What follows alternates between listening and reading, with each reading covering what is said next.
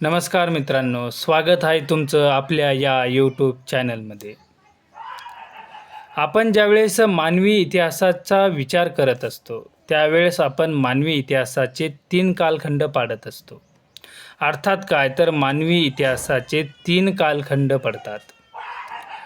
ज्या काळातील लिखाण उपलब्ध आहे त्याला आपण इतिहास काळ असे मानतो.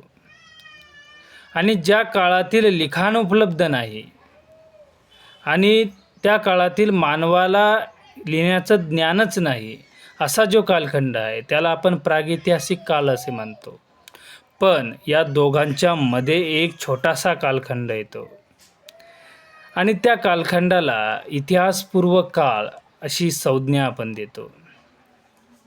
अर्थात काय तर ज्या काळातील लिखाण उपलब्ध आहे पण त्या काळातील सांस्कृतिक अवशेष आपल्याला मिळत नाही किंवा ते आपण सिद्ध करू शकत नाही.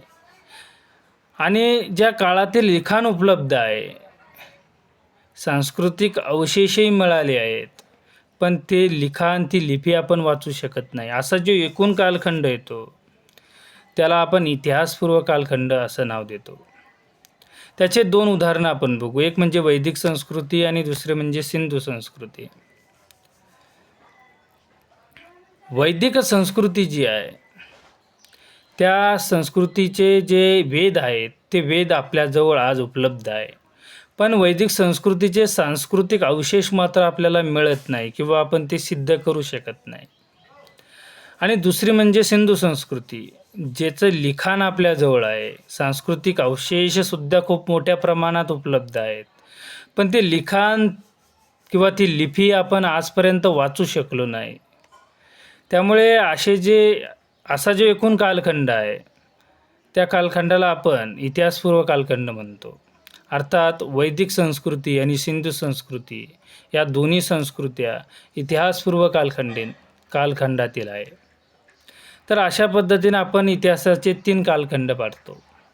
एक म्हणजे प्रागैतिहासिक काळ आणि दुसरा म्हणजे इतिहास काळ. पण या दोघांच्या मध्ये जो कालखंड येतो त्याला आपण इतिहासपूर्व कालखंड म्हणतो.